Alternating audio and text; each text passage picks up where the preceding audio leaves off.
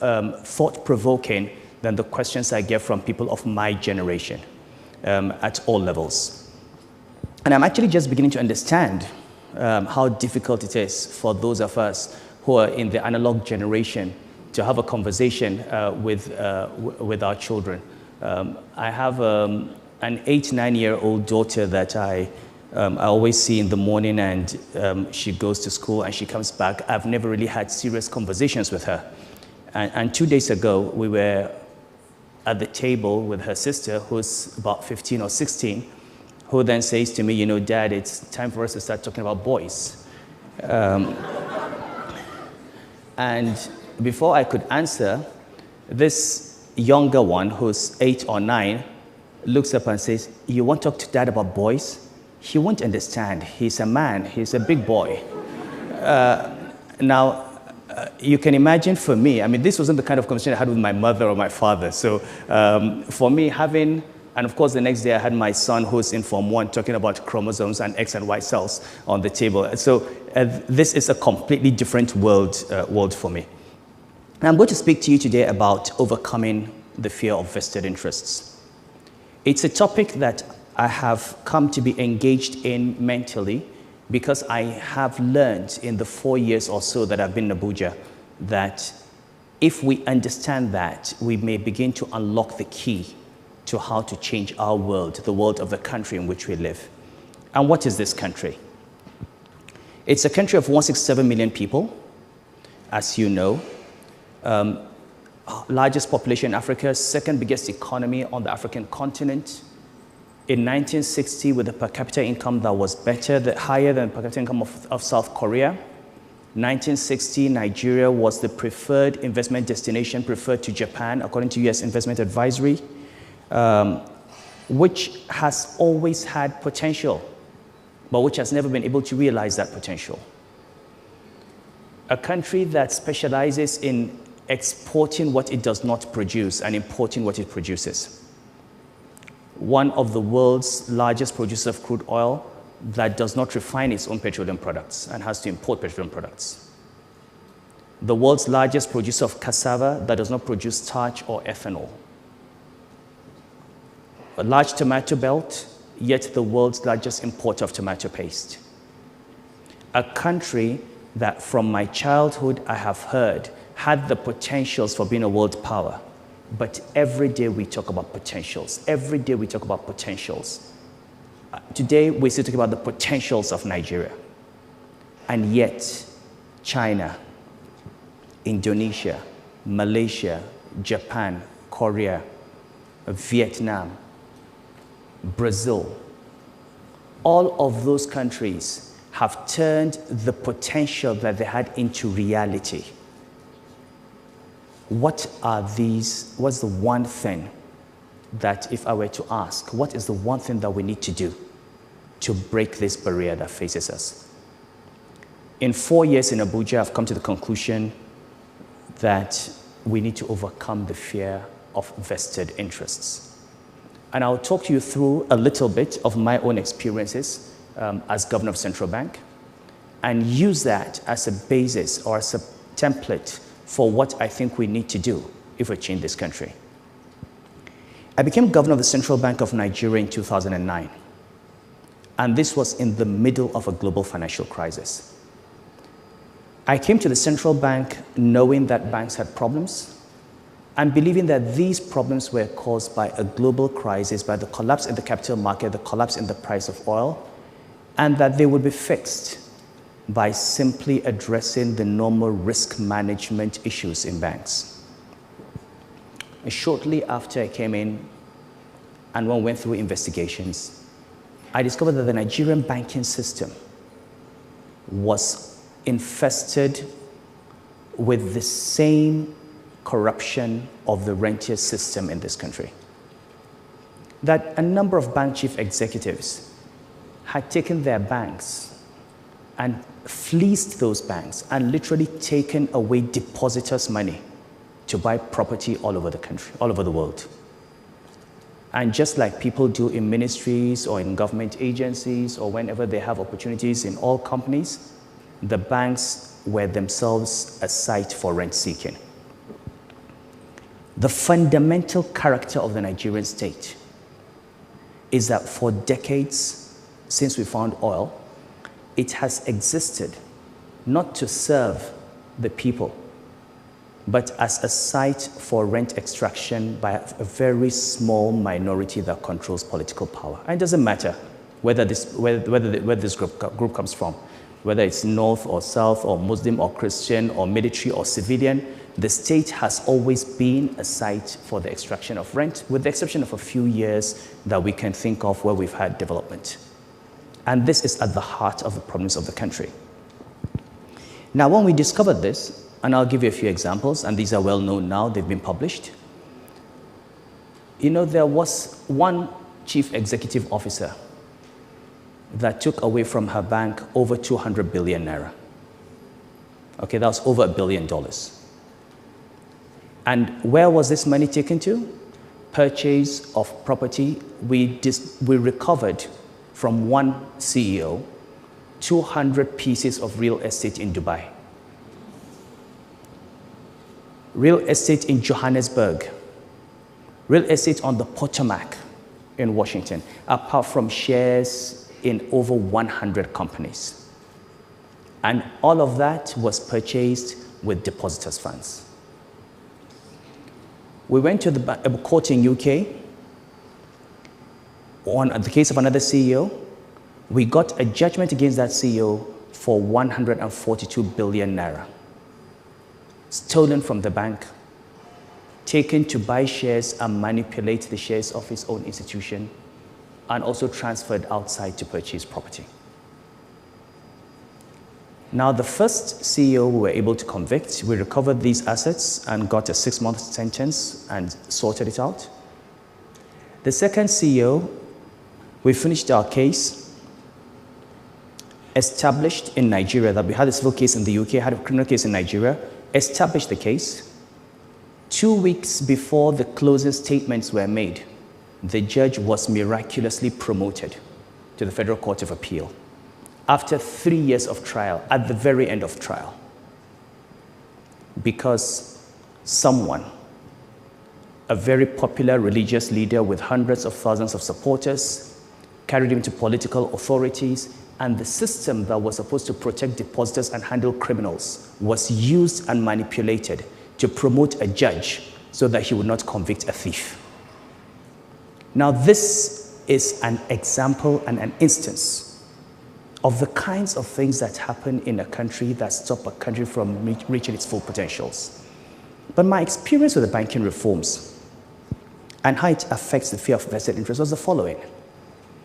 After we discovered the things that happened in the banks, the critical thing we had to do was take a decision that would pitch us against powerful political and economic forces. We were dealing with chief executives that in 2009 had become invincible. They were in the seat of power. They had economic power, and they had bought political protection.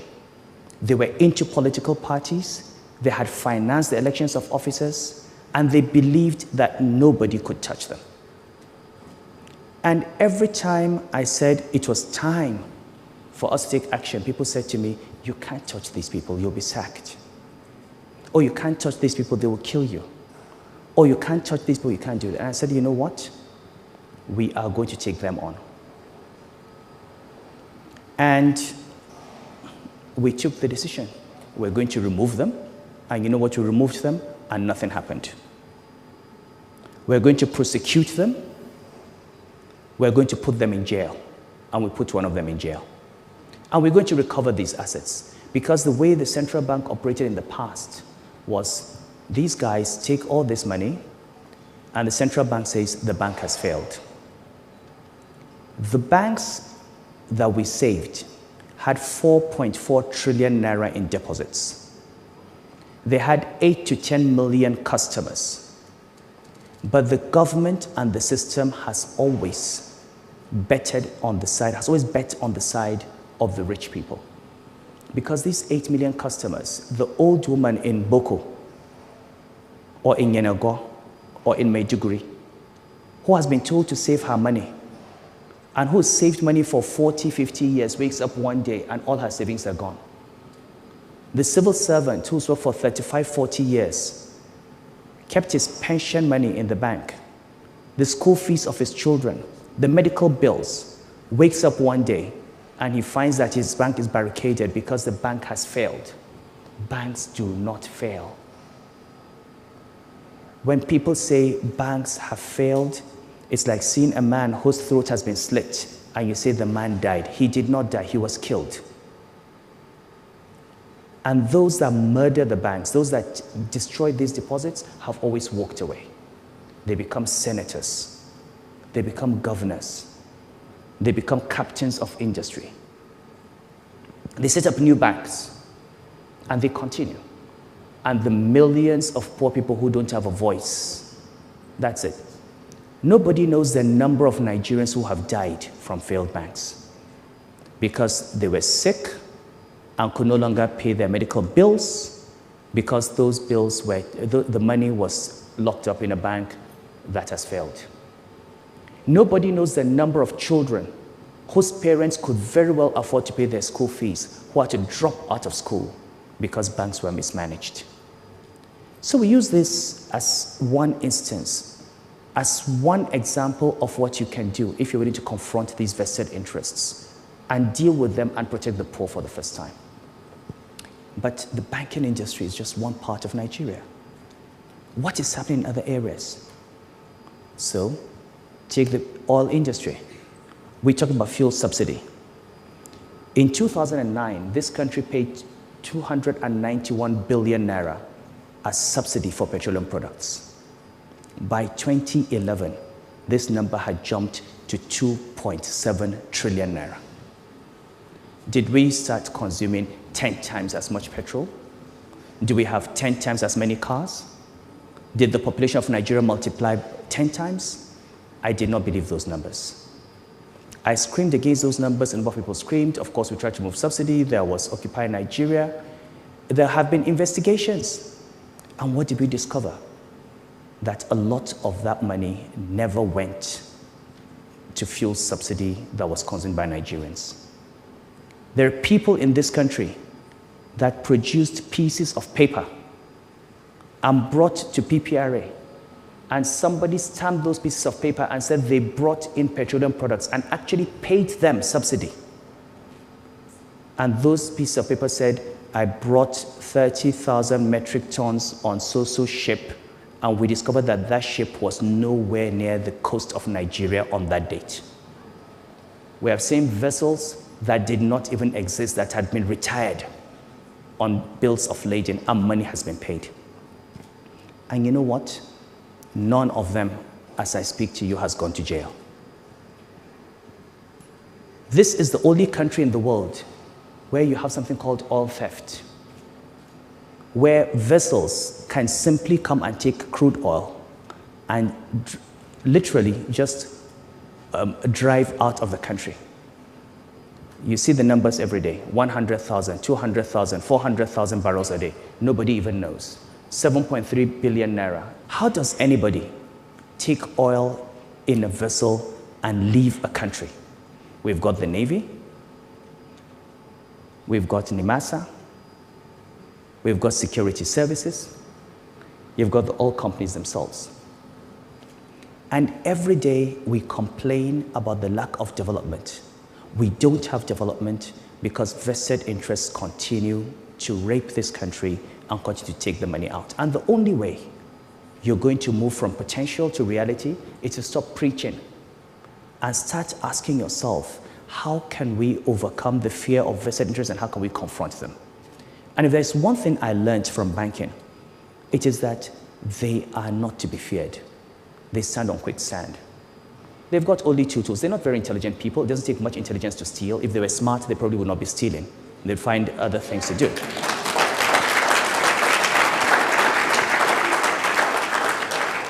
They have two weapons, and two weapons only. First is, how much do you want? And if you don't want anything, then I'm going to destroy you. If you don't want their money, And if you're not afraid of them, you destroy them. There's nothing else in there. You're more intelligent. And we've got to ask ourselves as a country, how have we allowed ourselves to be reduced to a level that is so far below our potential?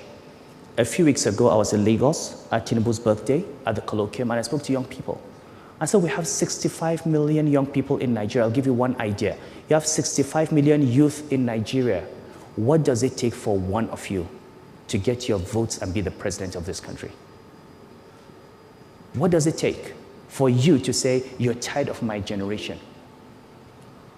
I'm going to get one 40-year-old, intelligent, committed, patriotic Nigerian, and we're going to ask all the youth to vote for him. What does it take for you to address these issues sector by sector? Identify these interests one by one and confront them. Why does it have to take fuel subsidy removal for us to come out and challenge the rot that is in our country? What are we afraid of? We're afraid of losing the security that we have today. We may not lose it today, we will lose it tomorrow. So if there's one thing I have, one message I have for every Nigerian, is to remember that the problems of this country are enormous. The solution is simple. And that solution is we must recognize that at the heart of the problem of Nigeria, at the heart of 90% of our issues, from Boko Haram to religious crisis, to ethnic crisis, to unemployment, to the lack of education, to the lack of healthcare, is that there are people who profit from the poverty and underdevelopment of this country. And these people are called vested interests. And so long as they remain entrenched, and so long as we do not overcome our fear of them and dislodge them, we are not going to find a solution to this problem, and we're not going to reach our true potentials. My time is up. Thank you very much.